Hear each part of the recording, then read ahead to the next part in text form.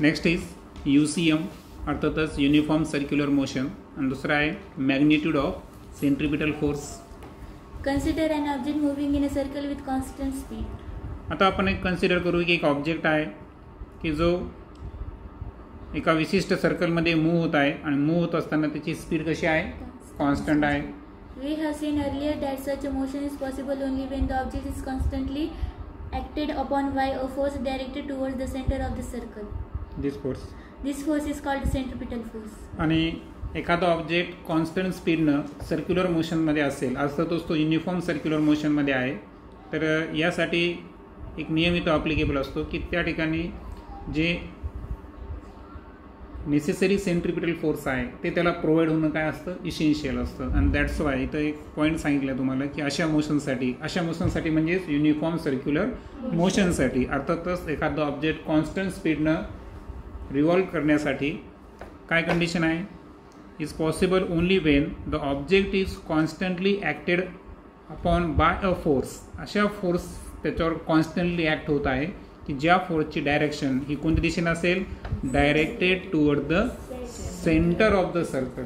Okay, along the radius and directed toward the centre of the circle and that force is known as the centripetal force. And that's why मी पुन्हा तुम्हाला सांगतो की एखादा object circular मोशनमध्ये राहण्यासाठी त्यासाठी काय आवश्यक आहे, नेसेसरी सेंट्रिपिटल फोर्स त्या ठिकाणी आवश्यक असतो. If m is the mass of the object, v is its speed and r is the radius of the circle, then it can be shown that this force is equal to F is equal to mv square by upon r. आता एक object आपण consider करू की त्या ऑब्जेक्टचा मास काय आहे, small m. त्यानंतर त्या ऑब्जेक्टची जी स्पीड आहे ती स्पीड कोणती आहे, v. आता ही स्पीड कोणती आहे, लिनियर स्पीड. ही स्पीड कोणती आहे, लिनियर स्पीड. पण ऑब्जेक्ट कोणत्या मोशनमध्ये आहे, सर्क्युलर पाथमध्ये आहे. तर तुम्ही इथे लक्षात ठेवायचं आहे की सर्क्युलर पाथमध्ये जरी या ठिकाणी काय असेल, अँग्युलर वेलोसिटी असेल, कारण अँग्युलर वेलोसिटी नेसेसरी आहे रोटेशनल मोशनसाठी म्हणजे सर्क्युलर मोशनसाठी. मात्र प्रत्येक पॉईंटला तुम्हाला एक रिलीजिंग पॉईंट सांगितलं तुम्ही, रिलीज जेव्हा होतो तर त्यावेळेस त्याला तुम्ही जेव्हा रिलीज करणार तेव्हा त्याची टेंडन्सी कशी असते, स्ट्रेट जायची. म्हणजे तो सर्क्युलर पाथला काय तयार करतो, एक टँजेंट तयार करतो, बरोबर. तर ती स्पीड कोणती कन्सिडर केली आपण, v. आणि रेडियस ऑफ द सर्कल काय कन्सिडर केलं आपण, r. आणि अशा कंडिशनमध्ये सेंट्रिपिटल फोर्सचा फॉर्म्युला असेल F is equal to mv square upon r. If a planet is revolving around the sun in a circular orbit in uniform circular motion, then the centripetal force acting on the planet towards the sun must be F is equal to mv square upon r, where m is the mass of the planet, v is its speed and r is its radius from the sun. Distance from the sun. आता एक planet आपण consider करू, suppose तो अर्थ आहे असं planet consider करू आपण. आणि अर्थ जो आहे तो सनच्या अराउंड काय होत आहे, रिव्हॉल्व होत आहे एका विशिष्ट सर्क्युलर ऑर्बिटमध्ये. जर ती आता इलिप्टिकल ऑर्बिट असेल पण आपण आपल्या रेफरन्ससाठी काय कन्सिडर करायचं, सर्क्युलर ऑर्बिट कन्सिडर करू युनिफॉर्म सर्क्युलर मोशनमध्ये. आणि अशा वेळेस तो जो सेंट्रिपिटल फोर्स ॲक्ट व्हायला कशावर, प्लॅनेट्सवर टुवर्ड द सन, कारण सन सेंटरला सिच्युएटेड आहे आणि आपला फोर्स कसा ॲड करतो, सेंटरच्या दिशेनं. सेंटरला कोण प्रेझेंट आहे, सन. तर त्याची व्हॅल्यू असेल mv स्क्वेअर अपॉन r. आणि यामध्ये m हे प्लॅनेटचं मास, v हे काय आहे त्या प्लॅनेटची स्पीड आणि r हे त्याचं काय असणार, डिस्टन्स. आता समोर एक फॉर्म्युला दाखवलं तुम्हाला. स्पीडचा जनरल फॉर्म्युला काय असतो, distance travel upon time taken. The speed of the planet can be expressed in terms of the period of revolution t as follows.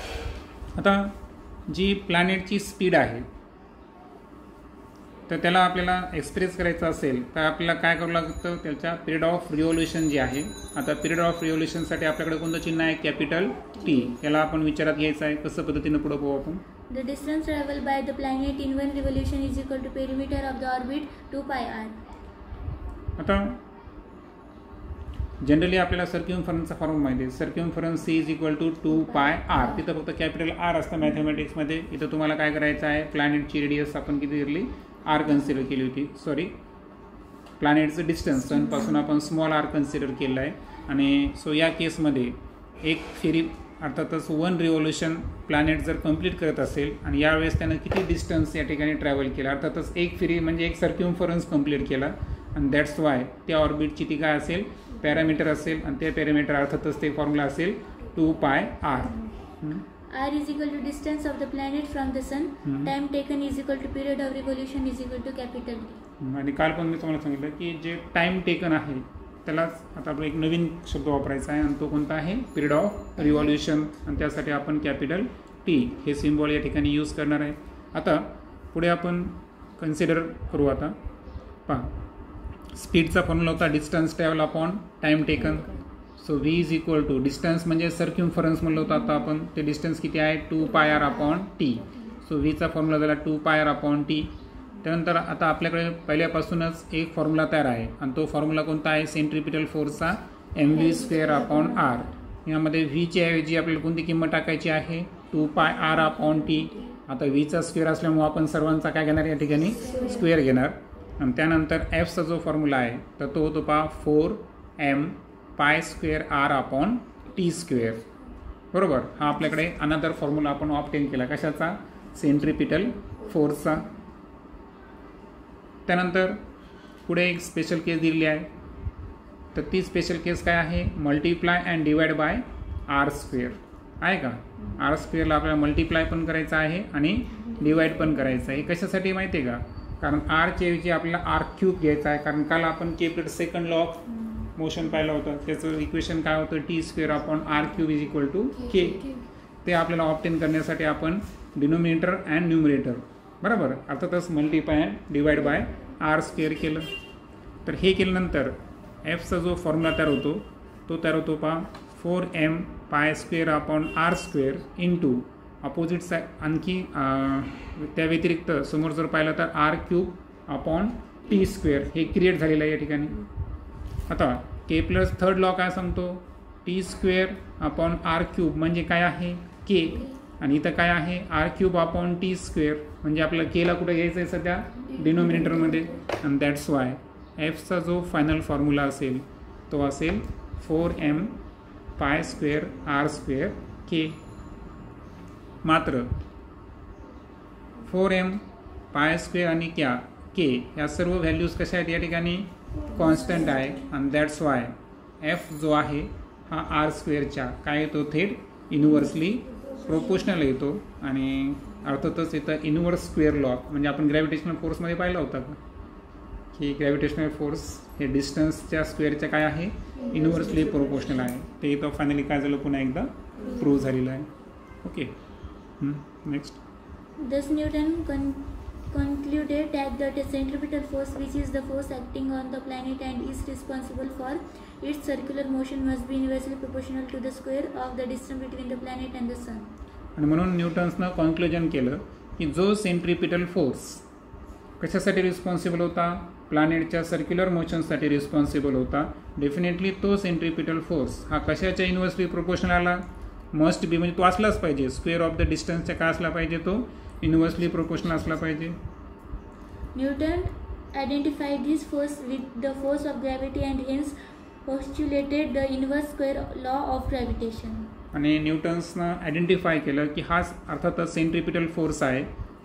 Okay this identify this force with the force of gravity म्हणजे आता जो आपण centripetal force पाहिला त्यानंतर तो square of the डिस्टन्सच्या काय आला inversely proportional आला. आणि त्यावरून न्यूटन्सने आयडेंटिफाय केलं की हा जो फोर्स आहे हा फोर्स ऑफ ग्रॅव्हिटीसोबत त्यानं या ठिकाणी त्याला कम्पेअर केलं आणि त्यावरून पोस्ट्युलेट केला एक नवीन लॉ त्याला म्हणायचं inverse square law of gravitation. म्हणजे हे जे तुम्हाला स्टेप्स दिले आहेत ना मॅथमॅटिक्ससारख्या तर याच्यामध्ये तुम्ही काय प्रूव्ह केलं तर Newton's law of gravitation prove केलं का नाही तर त्याच्यामधला फक्त एकच पोर्शन आपण प्रूव्ह केलं आहे. प्रोडक्टच्या डायरेक्टली प्रोपोर्शन आहे त्याचा रेफरन्स घेतला का आपण नाही.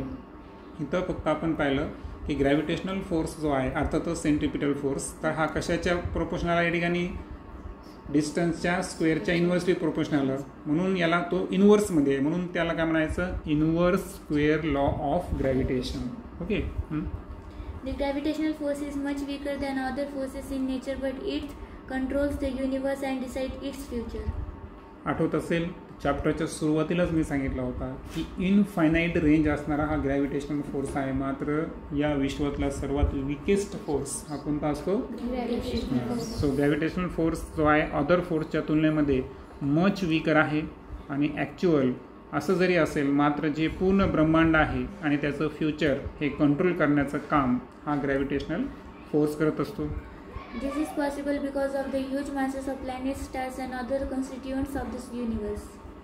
आणि दिस इज पॉसिबल, आणि हे का शक्य आहे? कारण बिकॉज ऑफ आपण जर प्लॅनेट, स्टार आणि अदर कॉन्स्टिट्यूंट जर पाहिले युनिवर्सचे, तर यांचे मासेस कसे आहेत? ह्यूज आहेत. आणि या ह्यूज मासेसला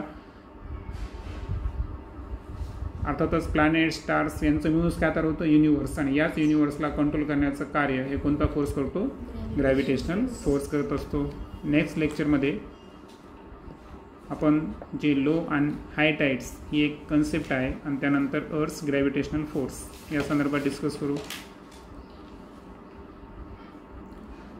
डू यू नो जे आहे ते आपण घेऊन टाकू, आणि अर्थ्स ग्रॅव्हिटेशनल फोर्स हे नेक्स्ट कन्सेप्टमध्ये. हां, do you know? You must be knowing about the high and low tide that occurs regularly in the sea. आता समुद्रामध्ये भरती आणि ओहोटी, बरोबर. तर हाय टाइड्स आणि लो टाइड्स या रेग्युलरली आपल्याला समुद्रामध्ये पाहायला मिळतो, ज्याच्यावर आपल्याला माहीत आहे की चंद्राचे जे गुरुत्वाकर्षण असतं, ठीक आहे नाही, तर त्याचा इफेक्ट असतो तो. The level of sea water at any given location along seashore increases and decreases twice a day at regular intervals. आता दिवसभरामध्ये 2 वेळेस समुद्राला भरती आणि ओहोटी येत असते. ओके, म्हणजे 2दा हाय टाइड्स आणि 2दा low tides. High and low tides occur at different times at different places. परंतु याचं एक वैशिष्ट्य आहे की डिफरंट प्लेसला, डिफरंट टाईमला, म्हणजे पृथ्वीवर काही एक विशिष्ट ठिकाण असेल की ज्या ठिकाणी समुद्राला काय आलेली आहे? हाय टाइड्स, आणि तिथूनच अतिशय लॉंग डिस्टन्सला असा एक भाग असतो की जिथे समुद्राला काय आलेले असते? Low tides. म्हणजे लो टाइड्स आणि हाय टाइड्स हे 2 डिफरंट वेज, 2 डिफरंट लोकेशनला काय येतात? घडून येतात. The level of water in the sea changes because of the gravitational force exerted by the moon. मग आता जी समुद्राची जी पाण्याची पातळी आहे है ना, level of the water in the sea, ही जी कमी जास्त होते, म्हणजे याला जी भरती ओहोटी यायली, तर याच्या मागचं रिझन जर पाहिलं आपण, तर तो आहे चंद्रानं लावलेला ग्रॅव्हिटेशनल फोर्स, जो की चंद्र कोण आहे? आपल्या अर्थचा natural satellite. Water directly under the moon gets pulled towards the moon and the level of the water there goes up, causing high tide at that place. आता प्रश्न असा आहे की हाय टाईड कुठे येते आणि लो टाईड कुठे येते? ओके, आता जेव्हा वॉटर आहे directly under the moon gets pull towards the moon, म्हणजे डायरेक्ट चंद्र काय करायला? समुद्राच्या पाण्याला काय करायला? या ठिकाणी आकर्षित करायला, त्याच्यावर पुल करायला, त्याच्यावर त्यांना फोर्स अप्लाय केला ग्रॅव्हिटेशनल, तो त्याला काय करणार? अट्रॅक्ट करणार. ग्रॅव्हिटेशनल फोर्स म्हणजे अट्रॅक्टिव्ह फोर्स. तर अशा वेळेस डेफिनेटली जी वॉटरची लेवल आहे ती काय होते? या ठिकाणी गोज अप, म्हणजे ती वाढते. आणि अशा वेळेस पाण्याची पातळी वाढली तर त्या ठिकाणी काय आली? भरती, ज्याला आपण हाय टाइड्स म्हणतो. At 2 places on the earth at 90 degree from the place of high tide, the level of water is minimum and low tides occur there as shown in figure 1.6. आणि त्याच वेळेस पृथ्वीवर आणखीन 2 ठिकाणी, आता हे 2 ठिकाण कसे पाहिजे? हाय टाइड्स पासून ते किती डिग्रीला असतील? या ठिकाणी 90 डिग्रीला, कारण 90 degree to the right and 90 degree to the left असे 2 प्लेस असतील. आणि अशा 2 प्लेसला जर पाहिलं आपण, तर एका ठिकाणी काय झालं? जिथं चंद्राचा इम्पॅक्ट होता तिथं काय आली? हाय टाईड, आणि 90 डिग्री राईट आणि 90 डिग्री लेफ्ट अशा दोन्ही प्लेसला वॉटरची लेवल जी आहे ती काय झाली? मिनिमम. आणि जिथं वॉटरची लेवल मिनिमम होते त्याला आपण ओहोटी म्हणतो, ज्याला आपण इंग्रजीमध्ये काय म्हणू? लो टाईड्स त्या ठिकाणी घडून येते. सो लो टाईड्स आणि हाय टाईड्स याच्या हे तुम्हाला सिलेबसला काय इथं ॲक्च्युअली जिओग्राफिकल कन्सेप्ट आहे, मात्र इथं आपली जी कन्सेप्ट आहे ती कोणती? ग्रॅव्हिटेशनल फोर्स, म्हणजे मूनच्या ग्रॅव्हिटेशनल फोर्समुळं हाय टाईड, आणि तिथून 90 degree डिस्टन्सवर another 2 प्लेसला low tides, वॉटरची level कशी मिनिमम होते हे याच्या मागं बिहाइंड द रिझन जर पाहिलं तर तो ग्रॅव्हिटेशनल फोर्स आहे. नेक्स्ट व्हिडिओमध्ये आपण अर्थ्स ग्रॅव्हिटेशनल फोर्स संदर्भात डिस्कस करू.